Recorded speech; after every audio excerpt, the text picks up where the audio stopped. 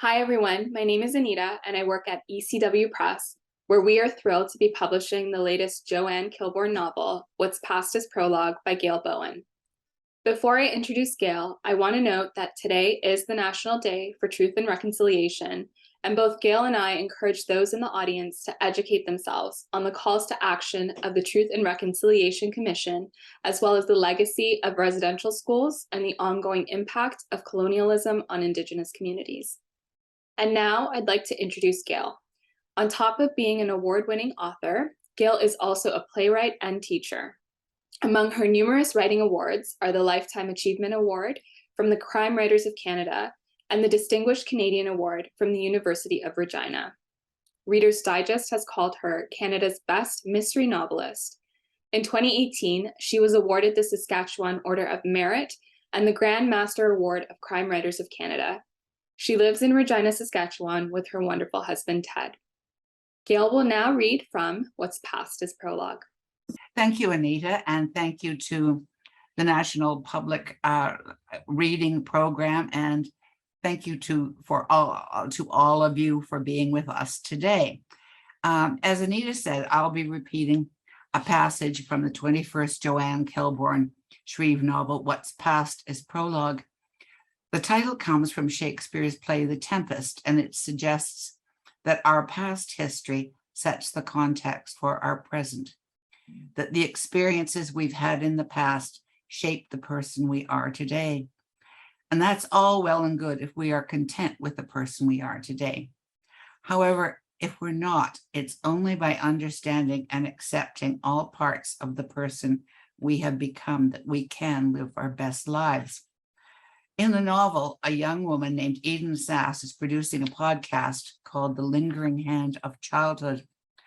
On her podcast, people talk about how it was only possible for them to change the course of their lives for the better by facing how they perceived what happened to them in the past.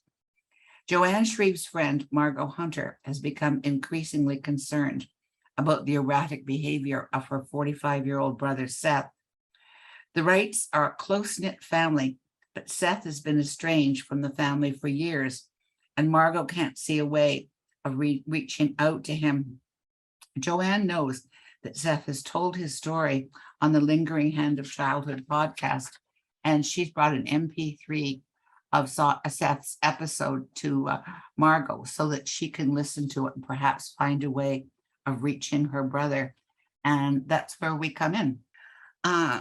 On the recording, Seth spoke with a pleasant, if hesitant, baritone. His opening sentence was striking. I don't remember exactly how old I was when I overheard one of my aunts refer to me as the replacement child. I must have been old enough to understand the meaning of the word replacement, because I became fixated on learning why the term applied to me. I kept listening and watching, and gradually I learned what it meant to be the replacement child. On my mother's dresser, there was a picture of a blonde boy holding a baby. The picture had always been there, and one day I asked my mother who the kids in the picture were, and she said the baby was my sister Laurie, and the boy holding her was my brother Jonathan. And she told me that this was the last picture we had of Jonathan, because not very long after the picture was taken, he drowned in a slough on our property. I asked her why my aunt called me the replacement child, and my mother said that in the Bible, Seth was the son, the boy that God sent to replace the brother who died. She told me that no one could replace a child that was lost, but she loved me because I was Seth. Excuse me. She said the right words, but I didn't believe her. I knew in my heart or my soul or wherever we're supposed to know the truth that I was supposed to be the replacement for that little blonde boy, but that I wasn't enough. All my brothers who were born after me looked like the blonde boy. I was the only one who didn't. I was the one who didn't belong. The story went on from there. There were 6 healthy children, Laurie, Margot, Seth, and then 3 more boys. Everyone commented on how stunningly alike Laurie, Margot, and the 3 younger boys were: blonde, strongly built, handsome, and assured. They all did well at school, knew what they wanted from life, and went for it. Lori and her younger brothers wanted families and life on a farm. Now they all had families, and the three brothers and Lori's husband, Steve, farmed together. Margot wanted law school and a family, and now she was a lawyer with a family. Seth, dark-haired, slight, diffident, with pleasant but unremarkable features, scraped through high school, didn't have the marks to get into university, and floated, seemingly purposeless, from apprenticeship to apprenticeship, trade to trade. His family continued to invite him to family gatherings that Seth felt he had nothing to contribute, and stopped coming. Gradually, he drifted away from his family. Seth's early work was largely in the cathedral area of Regina, and he quickly developed a reputation as a craftsman who understood what his clients wanted and delivered their dream house on time and on budget. His work caught Debbie Sass's eye, and she handed Seth the keys to a building she had just purchased on 13th Avenue, along with a large advance check, and told him she trusted him to find the soul of the old house. That, Seth said, was when I began to believe in myself. Seth's voice faltered when he said he believed Debbie's faith in him was the moment when the long hand of childhood loosened its grip on his life. His work was recognized. His small company was booked till well into autumn, and because of Eden Sass, he had gained the confidence to guide his own life. He said Eden told him that he had to stop measuring himself against the standards his brothers and sisters had set for themselves and run his own race. When the interview ended, Margot turned to me. I had never seen her cry, but she was crying now. Damn it, she said. Seth is 23 months younger than me. We never connected, but that never mattered to me. I had Lori, and when the other brothers came along, I had them. How could I not have seen what was happening to Seth? Because you were living a life, I said, in a family where farming was a family business. As you know more than I, farming is demanding, and your parents had 6 children to raise. Grief over the loss of their first child must have been a constant in their lives. And you and your sibs were all growing up, dealing with school, friends, sex, love, and the usual slings and arrows. From what Lori said about Seth severing his ties with the family when the umbilical cord was cut, he made the choice to withdraw very early in his life. You're right, of course, Margot said. She was pensive. Joe, if you have a moment, I'd like to show you something. I'm not going anywhere, I said. Margot ran upstairs and returned with a photo album. I don't always keep this at hand, but Lexi wanted to see some photos of me when I was a kid, so I hauled it out. The Wright family believed in photographs, not the kind you take on your phone and forget, the kind that you use to capture a moment so you can stick it in its album. And most of us, I guess, never look them again. But the photos are still there, I said, ready when you are to recapture the moment. Margot was wistful. That's true, isn't it?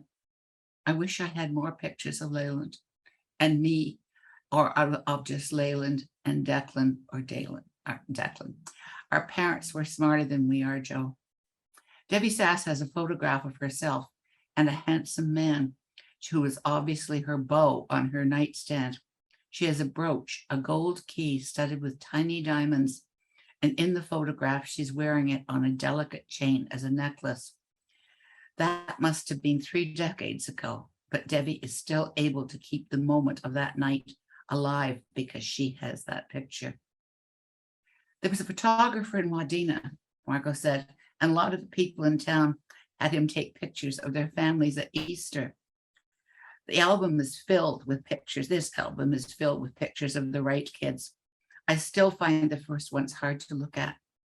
Margot opened the album to the photograph of a sweet-looking blonde, blue-eyed boy who appeared to be a year old. He was wearing a white shirt and red overalls, and he was holding a red wooden tractor. That's our brother Jonathan, the one who drowned. She turned the page. There's Jonathan holding baby Lori. Look at that face. He was so loving. She drew a deep breath. Anyway, that was Jonathan's last Easter picture. After that, the kids kept coming. From then on, first there was me, then there was Seth, and then the other three brothers. I turned the pages slowly. The Wrights were a handsome family. When I came to a photograph of Margot and her sister Laurie wearing matching buttercup yellow gingham dresses and frilly white pinafores, I stopped and looked at the faces of the sisters. Laurie was beaming, but Margot's little face was pinched with fury. I turned to Margot. What was the problem? Check out the dresses Laurie and I are wearing. My mother loved the TV series Little House on the Prairie. Laurie was 6 and I was 5 the year that photograph was taken. And my mother decided to make pioneer dresses, like the dresses the Engel sisters wore. She had to send a money order to the States to get the pattern. My mother was an accomplished seamstress, so everyone said the dresses were perfect. I'm sure they were, but I hated mine and I refused to wear it. But you are wearing the dress in the picture, I said. I am, but as soon as the photograph was finished, I ran outdoors and threw myself into the manure pile. You didn't. I did. And I learned a lesson that has served me well.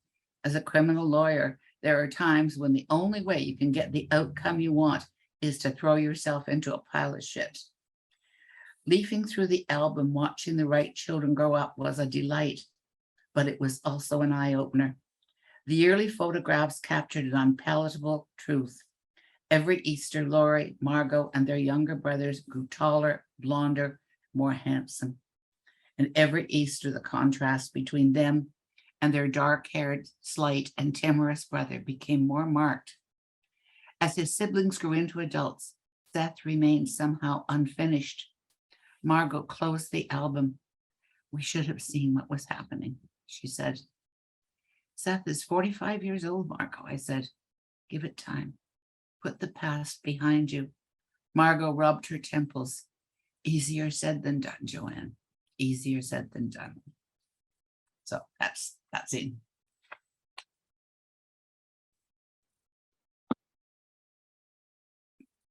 Anita? I'm here. Okay.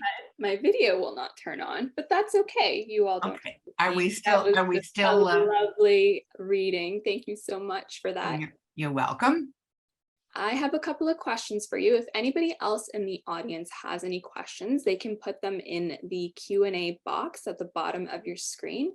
But I'll start off by saying this is the 21st book in a series that has explored everything from corruption in politics to intergenerational trauma and family secrets. What are some other topics that you'd like to explore with Joanne? Well, there's in the new book coming out in September 2023. It seems a little bit weird to be saying that when we're just finishing September 2022.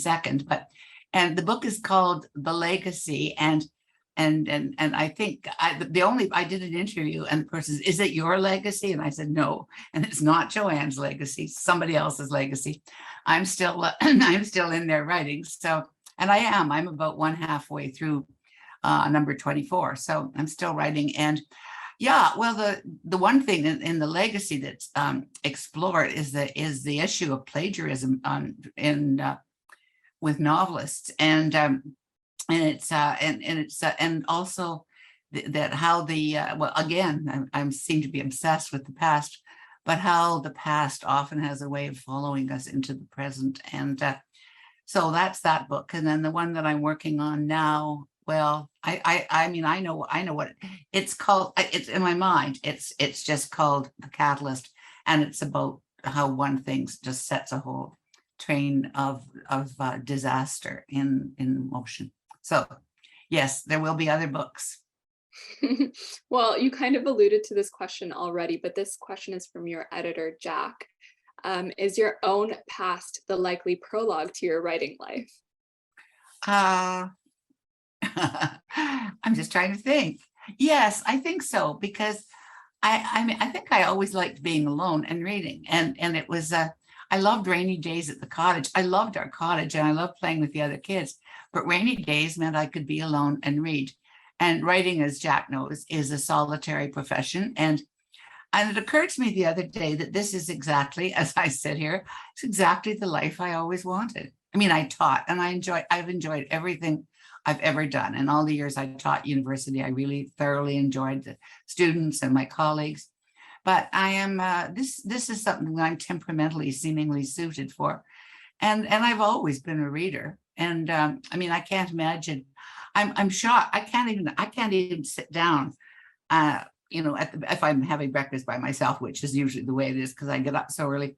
But I mean, if there's not something I can read, like a New Yorker, I have to I have to rummage around till I find something. So I have always been a reader. So yes, Jack, that's a very sensitive and brilliant question. And you are a wonderful editor. Have I said enough? You mentioned that you like to read a lot. What are you reading right now?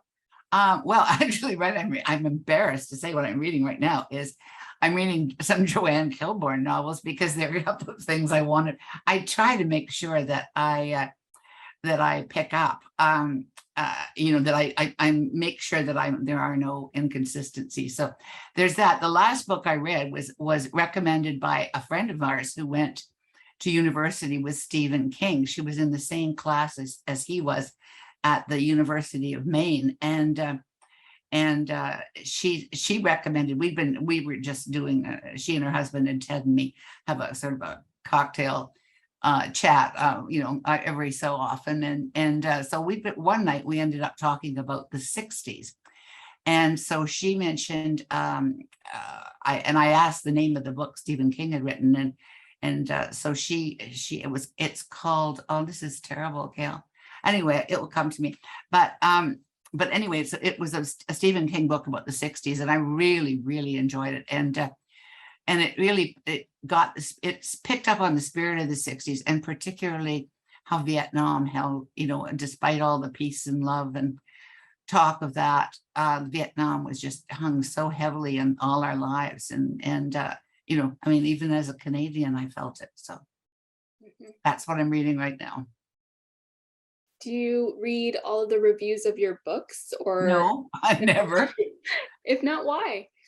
Because I mean, as someone said to me, wiser than me once said, well, actually, this was a guy in politics. He said, and he was premier. And so anyway, he said, listen, don't listen to them when they praise you, because they don't mean anything, and don't listen to them when they slam you, because they're worthless. So that was sort of that's a political guy who his son lived across the street, and he was not from my party. He was liberal, but I loved him anyway. And he that was rather bigoted. Loved him even though he was a liberal. I have many liberal friends, but anywho, that's it.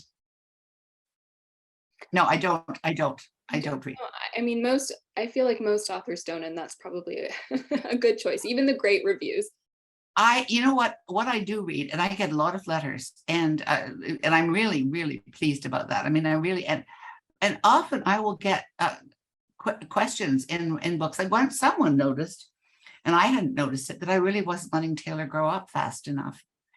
And I picked up on that, and I was just reading A Darkness of the Heart, and a reader I'd shown a picture of the cover, and the reader suggested it's about child abuse, among other things. And a reader suggested that I have on the window a child would have drawn a heart on the inside of the frost, on the frost on the window. And it's every time I look at it, I think what a good idea. And yes, I had a letter once from a woman in Montreal who said, if anything ever happens to Zach Shreve, I will never read another word you write. So I listened to her too. Speaking of Zach, the relationship between Joanne and Zach has obviously evolved over time. How do you think that it's evolved? Well, I think there were so many red flags went up on both sides among his friends initially, and among hers, because they were so different. I mean, I say this in the books, but before he's a paraplegic, and before they were married, Zach insisted that that Joanne go and talk to his family doctor so she knew what she was getting into. And it was a number of, I mean, the numbers of complexities that life as a paraplegic present is daunting. But Joanne loved him and thought, I mean, as far as she was concerned, I mean, he was the one she wanted to spend her life with. But he also, her doctor said that, he's living like an 18-year-old with a death wish now. I mean, he doesn't get enough sleep. He drinks too much. He drives too fast. And he's with too many women. And so Joanne thought, well, I guess marriage will put an end to that. And it did. It was never any sort of formal, like, sit down and I have to change this in you, or you have to change this in me. It was just simply, I think, just a question of both of them coming to and realizing how much they loved each other, and just kind of gradually adjusting to being the kind of person that would make that be a valuable partner in the marriage. You've created such a wonderful cast of characters in these 21 books. If you could choose a character to write a spin-off series about, which character would that be? Well, the character I would choose is dead, so I can't do that. I would just say that Sally Love was the character who she was in the second in Murder at the Mendel. She dies in Murder at the Mendel. But her shadow has just cast itself over the whole series, because Taylor was Sally's daughter. And when Sally died, Joanne adopted her. And she has been, but that was in Murder at the Mendel. And that was like I don't know, it's probably 1992 or somewhere back there. But she fascinates me still. And it's interesting how memories of her will come up. Joanne discovers later in life that she's her half sister. But anyway, that's Sally would be the one. I don't know about another character spinning off. I was watching last night. I was watching Better Call Saul. And I'm very interested in writing when I'm watching a television show. And I was just thinking how brilliantly the writers are doing their work there, because they don't keep the focus on Saul all the time. They have a very interesting backstory going, or a side story going. And he comes in sometimes quite incidentally. But I don't know if there's any character. I mean, I can't imagine Zach without Joanne. And no, I am sorry, nothing comes to mind. So I'm going to just have to keep on with Joanne. I still really like writing Joanne, and I guess that's I enjoy finding just seeing how she sees life, because like me, she has aged, although not as quickly as I have aged. But she has a different perspective on life than she did at the beginning. Yeah, and we enjoy reading it. So please continue writing about Joanne. Thank you. Well, other than a writer, you're also a playwright. Is there anything you're working on currently in that realm? Well, yeah, there's a play that it's finished finally. It's taken forever because I always knew, and it was interesting because a couple of people looked at it and said, it's 70% there. And I kept searching for the other 30%. And I worked with, I mentioned the friends that we have the cocktails and chat with. She's a dramaturge. And so I worked with her, and she is so good. And she immediately, after we worked on, she was dramaturge on a couple of, but one of the little things behind me here is for Dancing and Poppies. These are for a play that I wrote that Prince Edward came to. That was kind of fun. And but anyway, Mary worked with me. It was the first thing I'd ever done for theater, and she worked with me so brilliantly on that. And so she really knows her stuff. And this was just like kind of last fall, I guess. I was thinking I might just try and have another crack at that. And she said, yeah. But she identified a problem that I was able to fix. And yeah, I don't know. I think I may kind of go shopping with that one this summer or spring. So Hopefully we see it on stages soon. I hope so too. Oh, actually, you know what? I already use it because the happiest girl in that's the play that is being made into a film in the book, late books. The happiest girl is the play, my play. Yeah. And I just never, I never, I never throw anything out. I always tell students that too. Look, just keep it in a drawer. If it doesn't work there, take it out of your manuscript, but keep it somewhere because it might be useful someday. And it's true.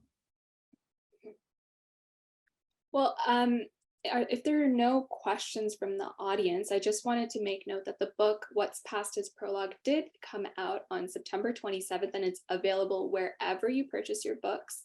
You can support your local indie by reaching out and asking them to purchase the book as well.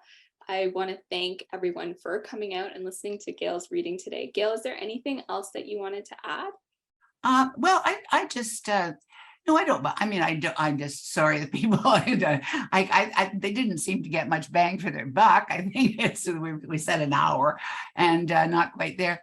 Well, I guess I just wanted one thing that I get asked about sometimes is how do you keep a very long running series like this one vigorous and I think partly we've talked about the answers because of I think I made a lot of decisions at the beginning that were not. I mean, a lot of them were just lucky.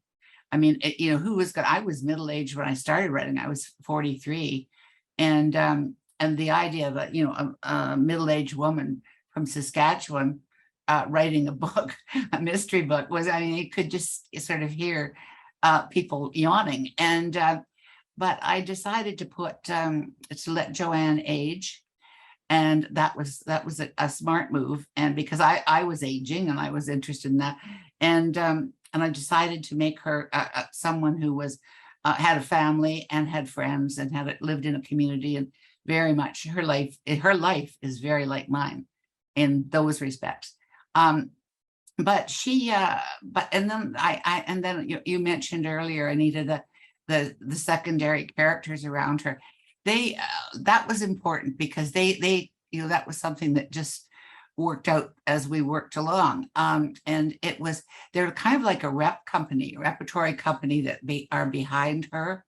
And sometimes one of them will come, like in the book I'm currently writing at this very moment. It's Howard DeHonick, and and he's a character who's been there from the very first novel, and he's sort of front and center. And in the legacy, it's Joanne's daughter or son Angus is marrying Leah, the girl he's always wanted him to marry, and everybody's always wanted him to marry.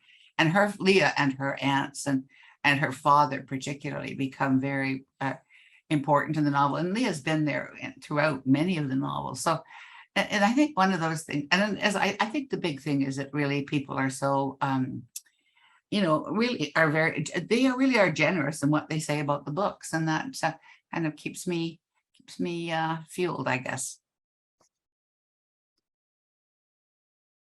We do have a question from the lovely Wanda. She's thrilled to hear about books 23 and 24 in the works, and that Zach and Joanne will still be the stars of the show. Do you have any plans for future TV adaptations? Well, I wish I Wanda, if you'd like to get somebody, I am your woman. I would love some adaptations now, but I mean, it's very difficult. I mean, I would love somebody to do the adaptations of the books, but I don't know. I mean, I was so fortunate. I mean, I talk about how lucky I have been in my career in many ways, and here's how the first 6 got made. And this was I mean, talk about just serendipity.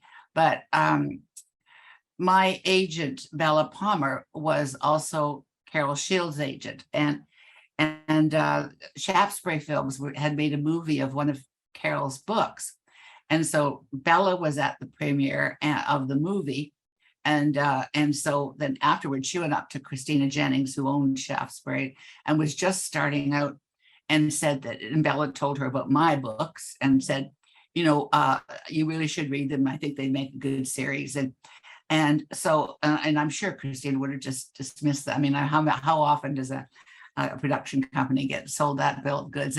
But she shared an office with a woman named, her surname was Bowen, and she was a casting director. So something came in the one of those old things we used to have where you could send a paper through the mail and it would come out the other end, just where they, just those old machines anyway. But anyway, which one? Was it fax machines?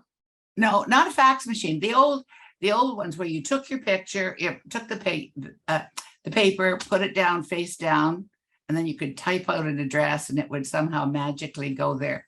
At any rate, the cover that it had the name Bowen on it, and so this other Bowen, the casting director, was interested enough on her lunch hour to go and find one of my books, and she read it and said to Christina, who shared an office with her, this I think would make a good series. So that's how close that's talk about dumb luck, just.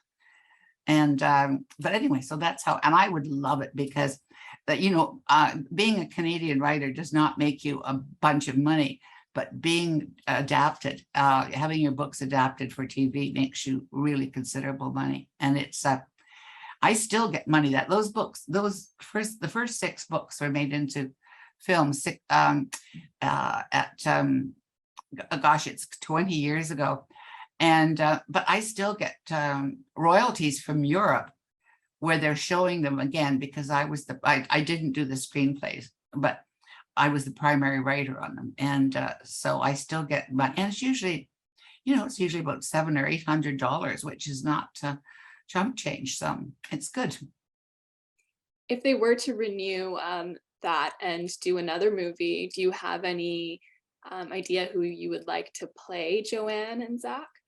I don't. I leave that to people who understand, the books that understand those kinds of things, because I tell you that the one I was the first time with the first books, they asked if I was interested in doing the screenwriting, and I said no, and I regret it.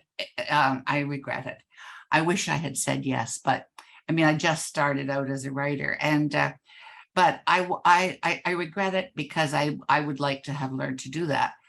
But I watched how the writers are treated, and it's not anyone. It's not meanness or anything, but there were, on one of the movies that was made for my books, there were 6 different writers hired, fired, and it's, I can't even imagine what that must be like, coming in when somebody there's a script and you're hired to fix it, but not fix it. You're hired to change it. And it's and then the other thing too is that everybody seems to have a finger in the pie when they're deciding about the script. So I'm sorry. I wish I had done it. I would still like to do it, and I would be happy to do it.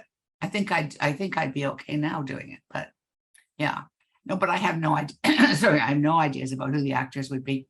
But no, because in Joanne and Zach, in my mind, I have very definite ideas about what they look like, and what Joanne looks like. And in those early 6 movies, Wendy Crewson played Joanne. And Ted and I went down and saw a couple of the movies being made, and it was really fun watching that. But Wendy Crewson is no more like Joanne. we had lunch one day and she was there too, and we went to the same restaurant. She came in wearing black leather pants and really tight, and they're just gorgeous legs. And so it was just but she's not Joanne. She's Wendy Crewson. So The books have been turned into audiobooks. You had Athena Karkanis on the first couple, and she's now doing really well on her show Manifest. You have Marcia Johnson narrating the next one. Do you have any other dream narrators that you would like to work with? Well, I would say Marcia Johnson is my dream narrator. She did a wonderful job, and I like her very much. She is she's a playwright too. And as soon as I knew she was a playwright, I went and bought her play.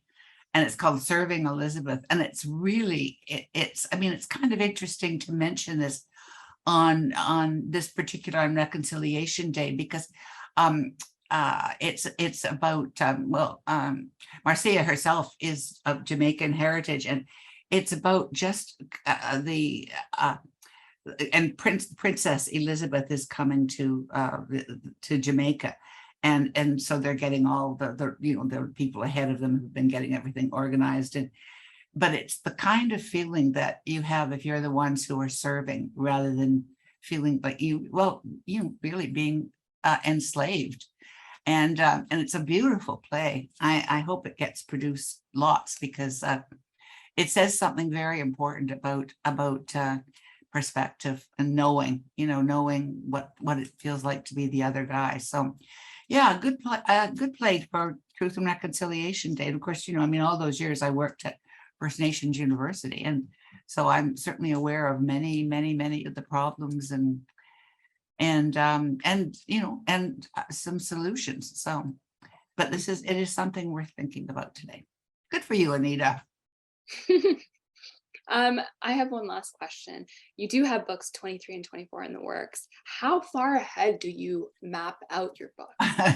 Well, I think Margaret Lawrence, this is a tragic story.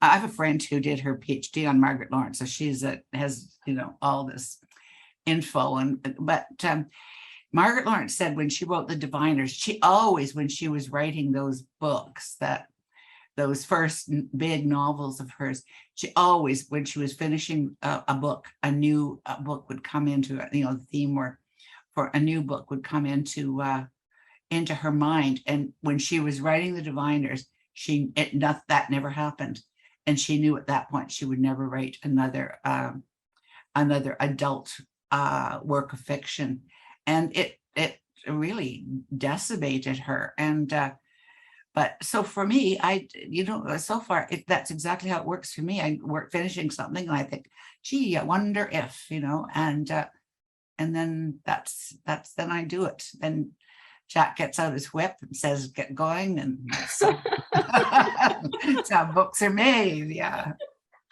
Well, I'm so excited for them, and for the audiobooks as well.